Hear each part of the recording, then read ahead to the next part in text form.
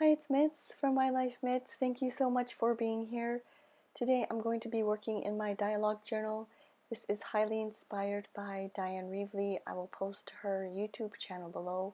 I found her channel through I guess because of being indoors all the time, and I don't know, I just stumbled upon it. I've always really enjoyed watching her at the Creativation videos, during the Creativation videos. And then I don't know if this is a recent thing, but she's been posting a lot of her journal with me's in her dialogue, which is what I'm working in right now. And she has a very distinct style, and I don't follow it 100%, but I do like to take elements from it and just kind of make it work for me. So if you missed my previous video, I talk about the One Book July Challenge and what I will be doing for the month of July. So I've decided to take this dialogue journal and work in it for the month of July. I hope to be able to finish it. I tend to take new projects on, like this one for example, and I'm all ready to go, and I pump out the first few spreads and then I just totally lose motivation. So for this month of July, I really hope to be able to continue at least half, or I don't want to say that, I'm going to continue this whole book until it's all finished. I don't know if I'll be able to do it all in July, but I'm really going to try my best to do so. I enjoy a lot of the colors, and I can use, you'll probably see me using a lot of Courtney Diaz. She's Little Ribbon Ink. She has printables on her Patreon, so I will most likely be using a lot of her elements as well. You see the cute little green monster at the top there, and then the red striped monster on the left hand side. That's also from Courtney Diaz. So I will probably be incorporating a lot of her work as well in the dialogue journal.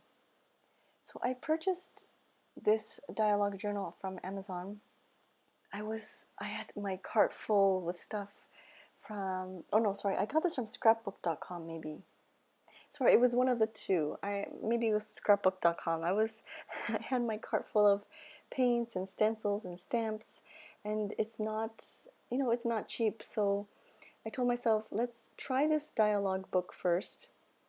It already has the backgrounds made, so I don't have to worry about buying all the paints and the stencils and creating the backgrounds for myself. The backgrounds are already made, and they're different. I think they rotate like 2 styles per 2 or 3.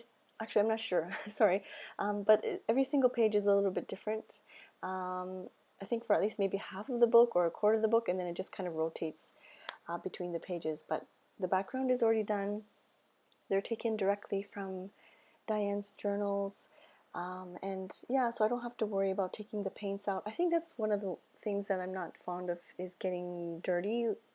Not dirty, but getting all the paints out and then putting the stencils down. And she uses a jelly plate to lay the color on her page, but I don't know, there's just some days I don't feel like taking all the supplies out, especially if my kids are around, because I know for sure my daughter will be totally in the supplies playing with me. So that's what I will be doing for One Book July. I hope you can follow along, and even if this is not your cup of tea, I guess, some people aren't really into like the big, bold, colorful designs and patterns, but I hope these videos are somewhat interesting. I've printed some pictures and images from, oh gosh, I don't remember the website name. I'm just trying to look through my notes. I think it's Unsplash. I don't remember I've written it somewhere. I think it's called Unsplash, where the images are royalty free. So I've downloaded just a little bit of photos where I can print them out and kind of make them my own collages as well. I don't have easy access to English magazines here. They're all Japanese magazines. I don't know, the magazines are like $6, $7, $8, I think. I actually am not 100% sure because I don't purchase magazines here, but I don't feel like spending the money to buy a magazine and then cutting it up. when I can find an image for free online and see if that is if it works for me. I mean, if I find that, you know, this playing or this mixed media stuff is something that I'm really enjoying, then maybe perhaps I will get my feet wet and purchase some magazines here. I think it would be interesting to add a bit of like Japanese flair to it, because I am living in Japan now, and I know I won't have access to that if I were to move back to Canada. So maybe in the future I might try that out and see if or maybe I'll go to like a used bookstore and see if they have any used magazines. I think they do sell some used magazines, so maybe that's an option that I could look into as well. But for the time being, I've decided to print some images, some royalty-free images. It's just for personal use anyways, but to print some of those pictures off and see if I can collage elements together. If you have any recommendations, some online recommendations of websites that you know that offer these types of collage bits and things, maybe like body parts or smiling faces or big bold, oh, that's what I really miss. I really miss having big bold lettering or headings, or because I can't find that at the bookstore, or yeah, I can't find that in the magazines here. Even in, like, if it were in English, the English is not very grammatically correct, or like it's just anyways. But yes, if you have any recommendations for online resources, please do let me know down below. Sorry, I just have a couple of fans going on in the background because it is quite hot today. Hopefully the noise isn't too distracting. I will try my best to talk a little bit louder. I know in a previous video someone mentioned that my voice was too soft, so I will try my best to talk a little bit louder. And yes, so I just cut out these pictures of my kids, and I make the photo collage on my cell phone. And the app that I use is called Pic Collage. And with this, I make the photo collage on my cell phone. I then transfer that file to my computer or my laptop. And once it's on my laptop, I just send it to my printer downstairs, and then I print it off on just regular copy paper. And that's how I've been doing it for these several months, and or I want to say several years, maybe, I don't know. But it's just been working out like that. Sometimes in the past I did use the photo paper from Daiso, from the 100 yen shop, but I kind of ran out of them, and I found that the regular copy paper is thin enough that it doesn't bulk up the page. I don't know how it's going to be with like fading, if it's gonna, I don't think it's gonna fade, but I don't know the archival properties of it. But anyways, I'm having fun doing this for now. Dyan Reaveley, in her videos, she doodles the little stencils in the background. I don't know if you notice me kind of outlining the circles and the diamonds in the background. So I've followed her, not tutorial, but I've followed her style there, and I just kind of outlined part of that in the background. It just adds a little bit of pop, I think, yes. So yes, I'm just outlining that, just kind of doodling as well. Then I'll add the photos of my kids on top of it. And I think that's about it for the spread. It's pretty standard. I don't have anything special going on. I use some journaling cards with the big, not the big graphics, but like the bold graphics. I don't know if you noticed the journaling card there on the top right hand side. I don't have easy access to like scrapbooking stores. I know for the people in North America, it's easy to pop in the car and just go to Michael's, or I don't know, Target or Walmart, or Joann's maybe, to pick up like scrapbooking supplies. But I know it's crazy in Japan, where there's all this stationery and Japan has so many wonderful things. They don't have big craft supply store.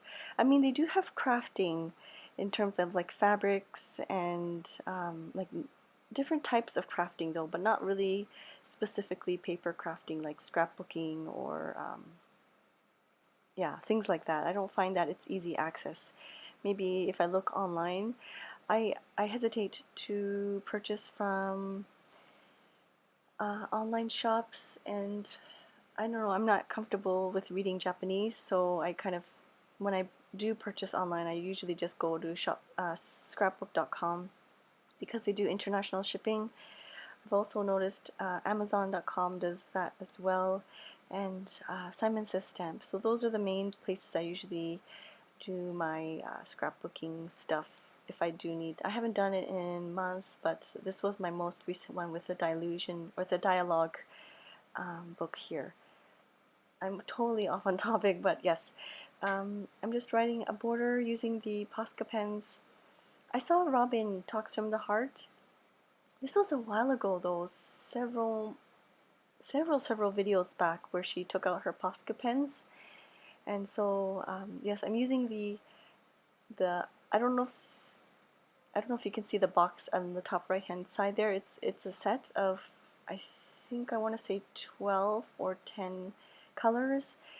So yeah, I'm just using the pens to write a border around it, and kind of brings your attention to the photo there on the right hand side. Sorry, I feel like I'm like stumbling on my words, but the rest is pretty self-explanatory. I hope you are doing well. I think I'm just concentrating on speaking loud that I'm just losing my train of thought. Please let me know if you would like me to speak louder or more clear, if the fans are too noisy. It's good feedback to know, because sometimes I get so comfortable doing these voiceovers and I don't realize that my voice is just too soft or it's too quiet. And so yes, please leave comments down below if you find that my voice is kind of hard to hear or anything like that. I really do appreciate the feedback. So now Tokyo is back and up, running again in full swing. The numbers, I don't want to say they've spiked up, but now they're in like the 40s and 50s, whereas before, you know, there would be maybe 20 or 10. I worry because my husband, although he's working from home, there are days where he has to go into the office in downtown Tokyo, and I really don't like it. It's just, there's just so many people.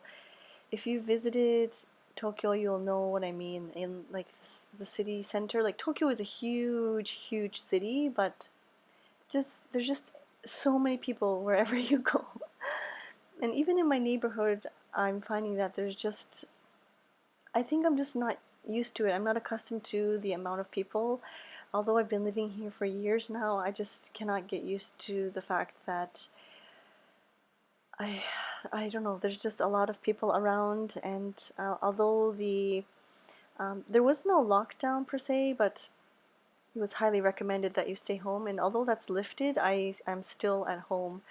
My kids and I, we play outside, but just on the driveway. I don't feel comfortable taking them around to places. I mean, once in a while we might go to the convenience store and get a snack or something, but yeah, I'm just not really fully comfortable yet. Excuse me, I'm not fully comfortable yet. And even with the daycare, they've asked us to extend the kids staying at home, and they've asked us if it's possible that they stay home a little bit longer, maybe until the end of August. So we will see how that works. It's extremely challenging to have a job and work from home with 2 young kids. So if you have any suggestions or recommendations, I would love to hear your thoughts. How are you dealing with that, with working from home and having young kids at home? Because I just find it so difficult. So the video is about to finish. I think I call it a day for this spread, even though it's not fully finished. The spread is not fully finished, but I will leave it at that. Thank you so much for watching, and I will see you soon. Bye-bye.